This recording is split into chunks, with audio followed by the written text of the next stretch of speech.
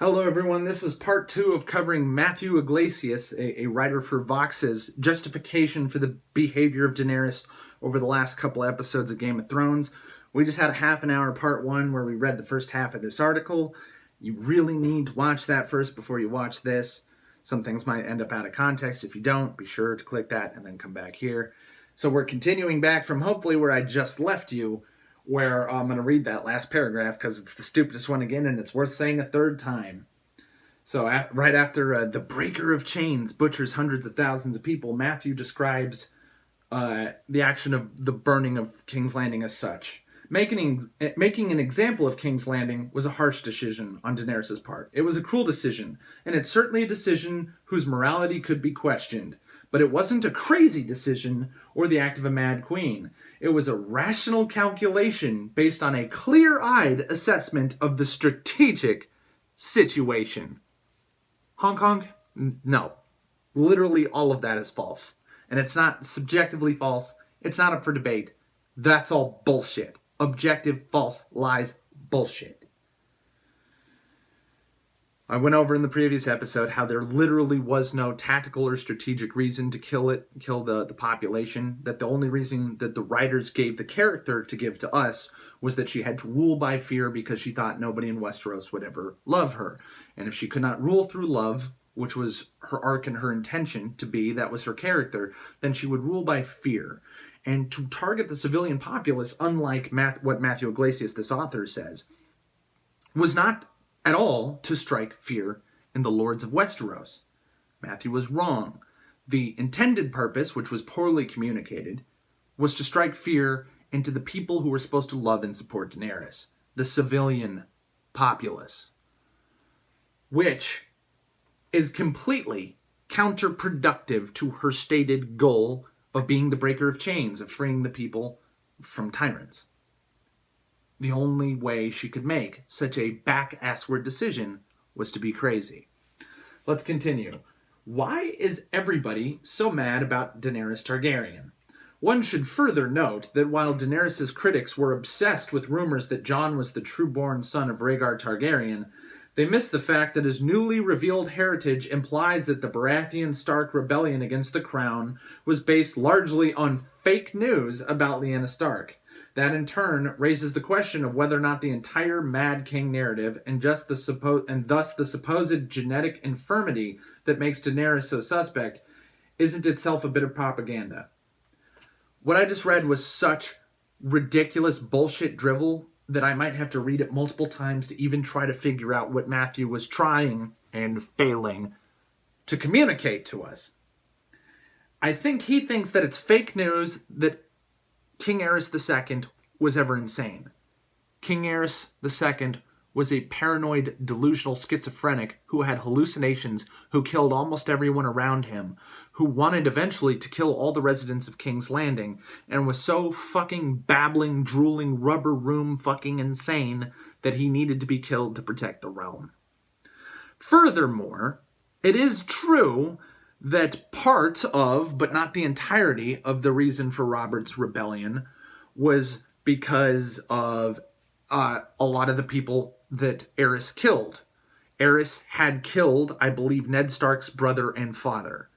Aerys II had also killed many relatives of Jon Arryn, his last hand, who was the foster father of both Robert Baratheon and Ned Stark.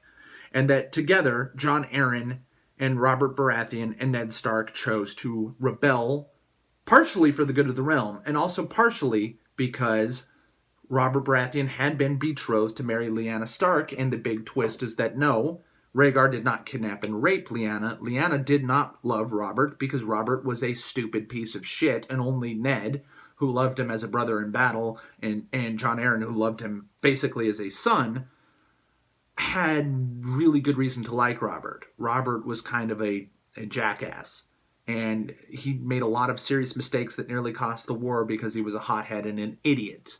He was very much like Joffrey without the sadism.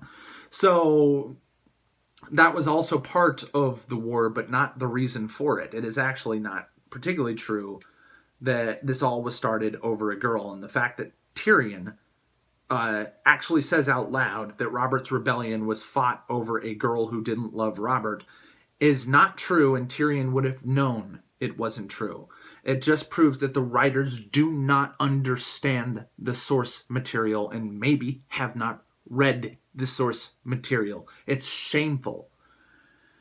Now, the genetic infirmity that makes Daenerys, unable to have heirs? Yeah.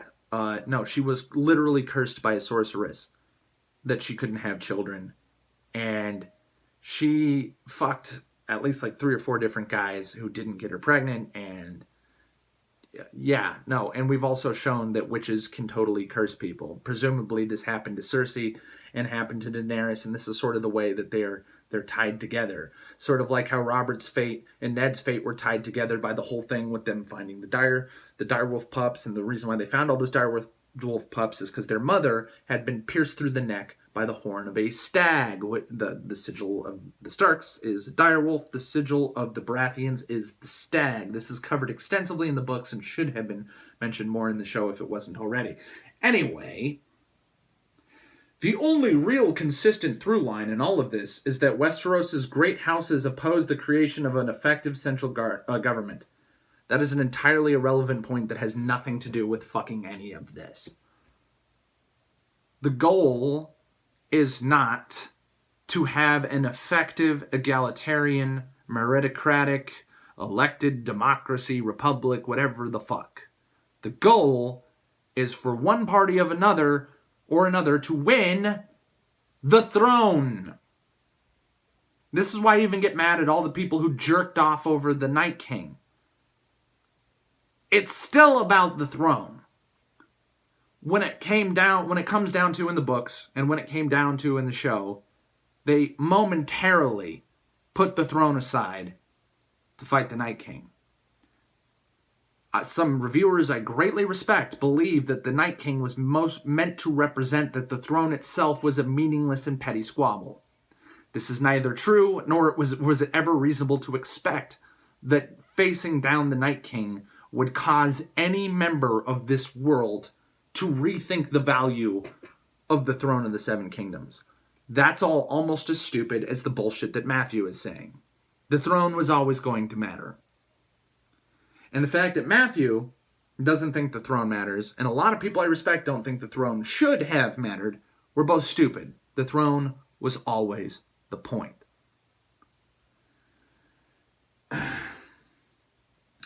Next paragraph. The nobility likes a weak king. Let's find out why the hell he would say something that's neither true nor supports his fucking arguments so far.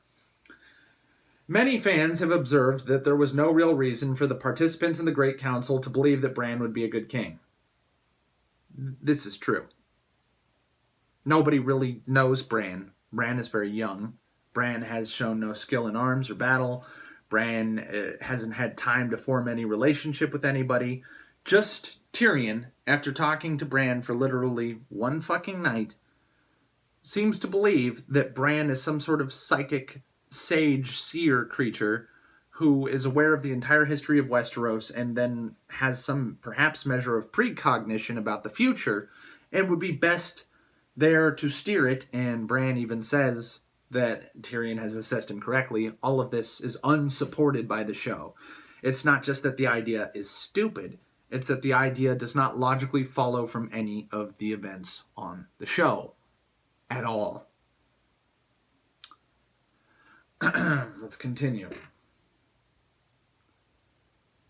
But many fans have observed that there was no reason for anyone to think that Bran would be a good king, and that Tyrion's arguments in Bran's favor seemed extremely weak. That's because they were objectively extremely weak. There was no reason for anyone to believe what Tyrion said. There was no reason why, specifically, if what Tyrion said were true, that would necessarily make Bran an effective monarch.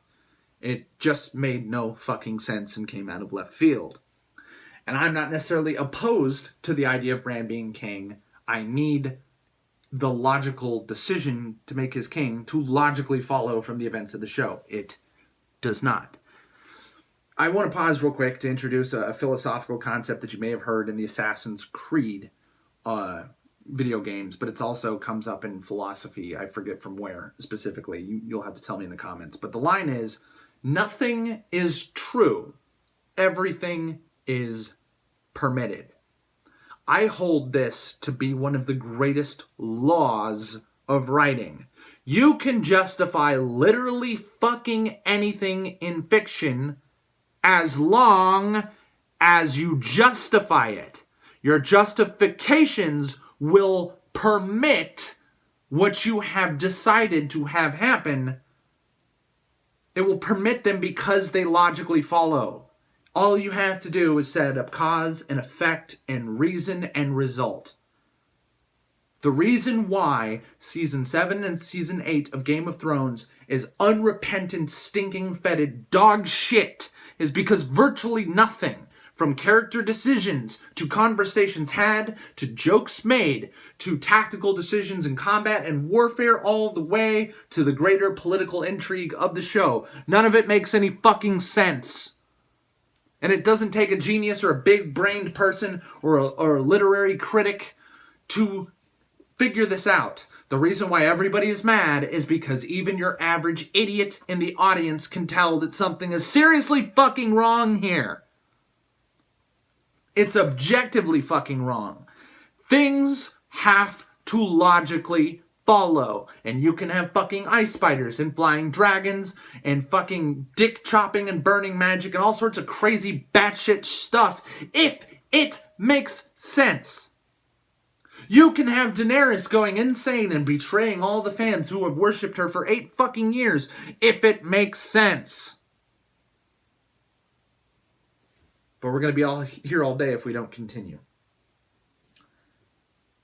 But, says Matthew, that's simply a matter of perception or perspective.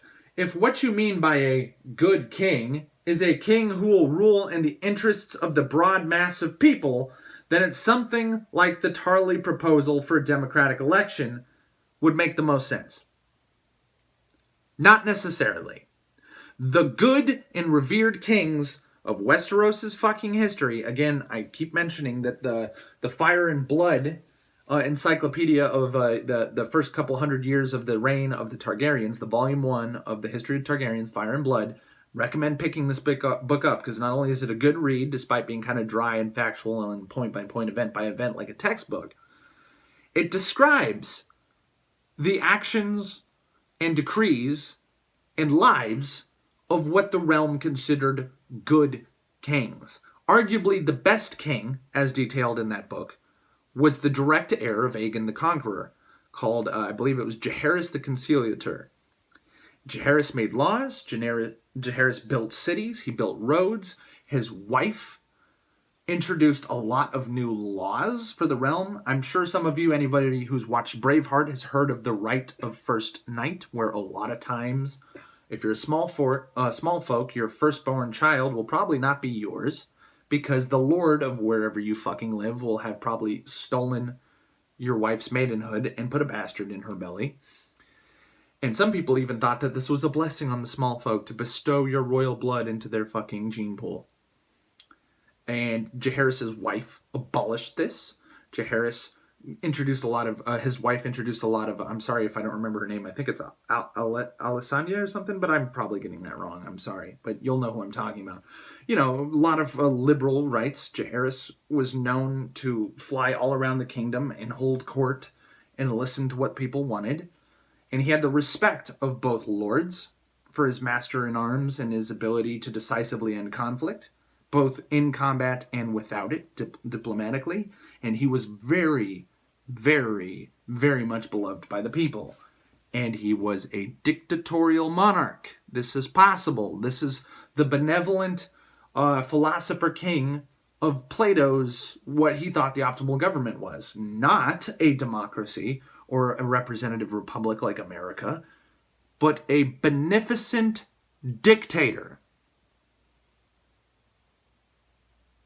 So, it's not necessarily true that either a democratic system or some soft fucking psychic boy would be best for the kingdom. However, presumably, Bran is a beneficent dictator, although he seems to be very amoral and detached from fucking humanity, so that might not even necessarily be true. But let's listen to Matthew say more retarded things. But of course they rejected Tarly's proposal for democracy in kind, out of hand. What they want is a king who will be good for the upper ranks of the nobility, which actually means a weak and ineffective king. That does not logically follow. A king who's only interested in the nobility could still, by proxy, or just by cause and effect, also benefit the people. A king can both satisfy the lords and the small folk. It's been done. The only way what Matthew has just said makes any logical sense is if it's impossible for helping the lords of the realm or benefiting the lords of the realm to be a positive action at all. There's no reason to make this assumption whatsoever. So we've had just an uninterrupted stream of bullshit here, but we're going to be here all day, folks. There might even be a part 3, I'm not sure. Bran's basic indifference to governance means that the likes of Edmure Tully, Bronn, Gendry, and whoever is now running Dorne will have a free hand to rule their domains as they see fit. Not necessarily. Maybe Bran will tell them what to do. We don't know. It's not discussed in the show, as many important things are not. That's nice for them, and fine for the small folk who happen to luck into a competent and moral masters, but it's potentially a disaster for others. Not necessarily, Matthew. It could be fine, it could be bad, it could be both. We have not even demonstrated that Bran would necessarily not tell his subjects what to do. Presumably, if he was the king, he would, because that's what the king fucking does with his time. Dumbass.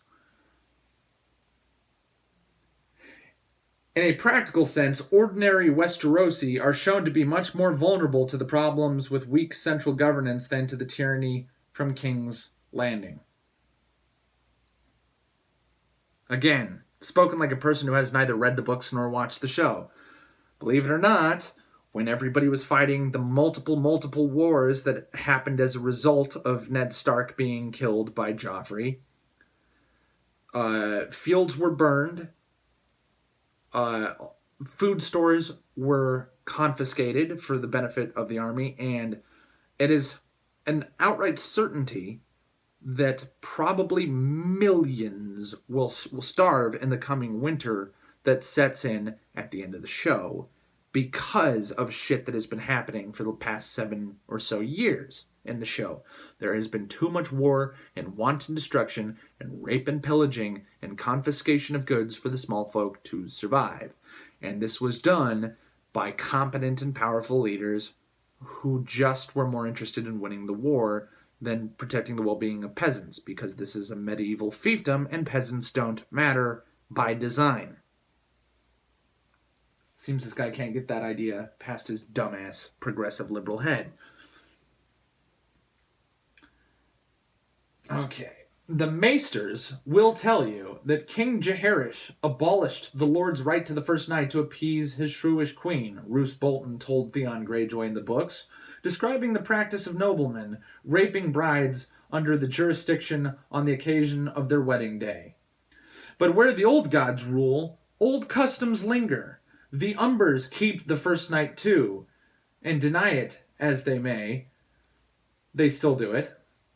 Certain of the mountain clans do as well. The mountain clans are wildlings. And on Skagos, well, only heart trees ever see half of what they do on Skagos. Skagos is also not really under direct control of the kingdoms. I believe Skagos is way the fuck up there in the north area somewhere. It's like way the fuck off away from things.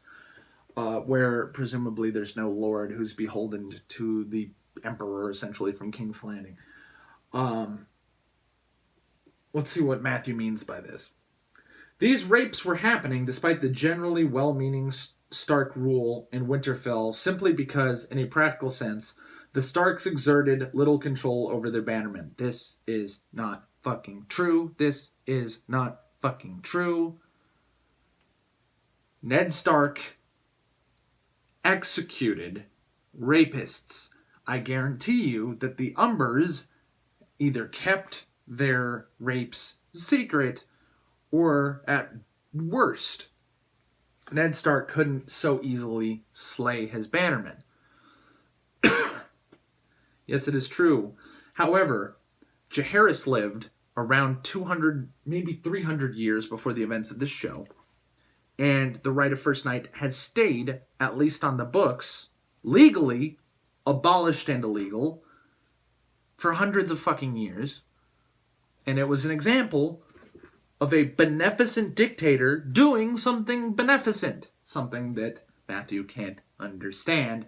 And his reasoning, based in the show, to show that he is right, is the words of a madman. The bastard of Bolton was a butcherer, a rapist, a murderer, a sadist in particular, meaning that he enjoyed doing horrible shit for sport and for fun, not for any tactical reason or rational reason, but just for fun because he's a psychopath. And you find that his condemnation of rational, well-meaning, truly beneficent dictators makes perfect sense. So you agree, not with the beneficent dictators managing to do beneficent things despite being dictators. You don't believe in anything they can do can ever be beneficent because they're dictators. And your reasoning for this is based on the word of another dictator who is both a psychopath and a violent, sadistic rapist and sadist. Really, Matthew? Are you fucking kidding me? Let's continue. The Great Council is now setting up a system of government in which the king's justice will be weaker than ever. You have no logical reason to make that assessment. The king's justice will be as strong and as swift as the king's judgment. The king's justice is just a tool. It is literally a guy who chops people's heads off. And the Starks had a tradition of being their own justice as well as their own judgment. So none of this follows. It doesn't make any sense. It's fucking stupid and objectively wrong. Let's continue. The Great Council is now setting up a system where the king's justice will be weaker than ever, with the rulers deliberately picked by the high nobility to be weak and non-confrontational. Possibly, but not necessarily. This does not necessarily follow. It's the same logical fallacy over and over. You have neither adequately nor correctly defined what is strong or what is good, and you've insisted that no matter what strong or good is, Bran and this council can never produce it. You have not justified or explained or given evidence for fucking any of this, Matthew. Daenerys, by contrast, was a real threat to lordly prerogative, since Drogon's ability to travel long distances quickly and attack fortified positions meant that nobles would have to take her command seriously. Yes, her war of conquest was bloody, and killing her before she landed on Westeros with 3 dragons and a foreign-born army arguably would have been a humane move by Varys and Tyrion. They had no reason to do that before she had arrived in Westeros. Again, what you just said doesn't make any sense and is objectively wrong. Daenerys had not shown signs of being a butcher before this. Now, again, the writers tried to say that she did, because when Daenerys was punishing slavers, murderers, rapists, and tyrants, she tortured, humiliated them, and made them die very slow, brutal, violent, horrifying deaths. But her justification was that they were horrifying, brutal, and violent people, and they got their just desserts. It may not be truly righteous. It may have been more righteous just to behead them quickly. However, it logically follows. Her decision makes sense. It is poetic justice. It is irony to kill them as they killed the small folk. It makes perfect sense, and nobody had any reason to believe she would do that to her allies or to innocent people. Do you understand, Matthew? This is pretty simple shit. Yes, her war of conquest was bloody, and killing her would have been better, or arguably more righteous or more moral or something, according to this asshole. But by the time Tyrion started whispering treason to Jon, the worst of the bloodshed may have been behind her. Really, nigga? She killed hundreds of thousands of people, again, I repeat, for no reason. Not even no logical reason, not even no tactical reason, for no reason at all. They were of no benefit for her to kill, except for possibly to strike fear into the people, her character, and her words, and even presumably the writers who don't understand what a logical contradiction is. Her character is, I want the people to love me. I will help the people by killing tyrants. And her way to make the people love her or to fear her or both is to kill the people. It does not logically follow. It logically follows if she butchers tyrants, or if she butchers the people who she cannot avoid killing in order to kill the tyrant. She had no reason to kill the populace of King's Landing. And that's why it made perfectly logical sense. Again, what I said in the last video, the only logical decision made in that entire series finale was to presume that she would continue to wantonly, without reason, without any justification, to kill hundreds of thousands or quite arguably millions of innocent people, and that she would also fear and therefore choose to butcher her allies. She would behave, in effect, exactly as her father did, who was demonstrably, objectively, factually insane and murderous. And Matthew disputes all of this, including the madness of King Aerys II. This is how fucking insane this asshole is. Now we're about 27 minutes in. How much further do we have to go? We got about 4 more paragraphs to go. I really hesitate to break this up into thirds, but I'm going to.